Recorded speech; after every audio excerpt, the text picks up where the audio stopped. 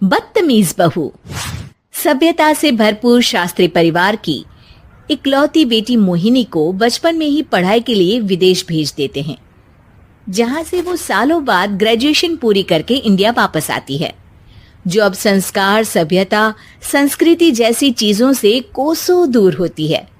एक सुबह Mohini short dress पहने, कानों में हेडफोन लगाए जोर जोर से इंग्लिश गाने गाती हुई घर में घूम रही होती है। सुबह सुबह भगवान का नाम लेते हैं, राक्षसों की तरह चिल्लाते नहीं। पॉप्स, आपको अच्छे गाने की बिल्कुल समझ नहीं है, सो ठीक है, चिल पिल। अरे मोहिनी, पापा से ऐसे बात करते हैं क्या? सारी तमीज भूल गई हो। ओह मॉम प्लीज, इतनी बड़ी भी कोई बात नहीं हुई, सो डोंट ओवर रिएक्ट। ऐसे ही दिन बीतते हैं जिसमें मोहिनी के तौर तरीके, रहने और बात करने का ढंग उसकी मम्मी पापा को परेशान करने लगता है। भला कोई मानेगा कि ये मेरी बेटी है? रीति रिवाज और संस्कारों से तो इसका दूर दूर तक कोई नाता नहीं, और अब तो लगता भी नहीं कि कभी होगा।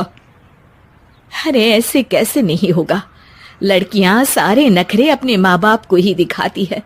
ससुराल जाकर उन्हें सब कुछ करना भी पड़ता है और मानना भी। पत्नी की बात शास्त्री जी समझ जाते हैं और कुछ ही दिनों में अपने से भी ज्यादा धार्मिक परिवार में निखिल के साथ मोहिनी का रिश्ता पक्का कर देते हैं। रिश्ता तो पक्का कर दिया, पर यहाँ मोहिनी को कैसे मनाएंगे? शादी ब्याह के मामले में आटे में नमक जितना झूठ तो चलता है जी। इसी तरह एक के बाद एक तिकड़म लगाते हुए दोनों मिलकर मोहिनी को शादी के लिए तैयार कर लेते हैं और मोहिनी निखिल की शादी हो जाती है, जिसके अगले दिन से ही मोहिनी दोबारा अपने पूरे अवतार में शॉर्ट ड्रेस पहनकर घर में घूमने लगती है। बहू को ऐसे देख सास की आंखें फटी की फटी रह जाती हैं। अरे ये क्या बेशर्मी है, हमारे घर की लड़कियां जींस तक नहीं पहनती और तुम बहू होकर इतने छोटे कपड़े पहनकर पूरे घर में घूम रही हो। सीरियसली मॉम, प्लीज आप अपनी इस 80 के दशक वाली सोच में मुझे इंक्लूड मत करो। हाय तौबा, एक तो बेशर्मी दिखाती है, ऊपर से सास के साथ जुबान भी लड़ाती है। अरे जल्दी कपड़े बदल कर आ, घर की पहली आरती तुम्हें ही करनी है। इतनी देर में निखिल भी वहां आ जाता है। माँ, पापा आने वाले हैं, पूजा का सारा सामान तैयार है ना? ये पूजा हमेशा मेरे बॉयफ्रेंड्स के पीछे पड़ी रहती थी और अब हस्बैंड के पीछे भी आ गई। मोहिनी की बातें सुन सास तो अपना सिर पकड़ लेती है, लेकिन निखिल किसी न किसी तरह उसे पूजा के लिए कन्विंस करके कपड़े चेंज करने के लिए भेज देता है, जिस पर पूजा खत्म होने के बाद वो एक बार फिर अपनी शॉर्ट ड्रेस में आ जाती है। बहू, ये क्या तरीका है? संस्कार नाम की कोई चीज है या नहीं? नहीं ससुर जी, संस्कार मेरा दूसरा बॉयफ्रेंड था, अब तो मेरा उससे कोई कांटेक्ट नहीं है। मोहिनी का जवाब सुन के ससुर तो भगवान नाम जपते वहां से चले जाते हैं, लेकिन सास बहू के बीच कहासुनी फिर शुरू हो जाती है, जिसे इग्नोर करते हुए मोहिनी घर से बाहर चली जाती है और देर रात घर वापस आती है। मोहिनी, मैं जानता हूँ कि तुम विदेश में रही हो और तुम्हें वहीं की आदत है, पर यहाँ चीजें कुछ अलग है। अगर तुम उस हिसाब से कुछ एडजस्ट कर लो तो सबके लिए सही हो जाएगा।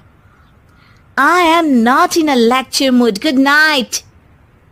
अगली सुबह मोहिनी देर से उठकर एक बार फिर उसी तरह सबके सामने आती है, जिस पर उसकी सास कुछ बोले उससे पहले ही मोहिनी की दोस्त मोनिका और रचिल वहां आ जाती हैं। Oh hi darling, how are you? OMG, we missed you so much. I missed you too darling. Ram Ram, इन्होंने तो तुमसे भी छोटे कपड़े पहने हैं। अरे तुम लोगों के अंदर कोई शर्म लिहाज बाकी भी है या सब बेच खाई? मोहिनी, तुम्हारी मेड कुछ ज्यादा नहीं बोलती?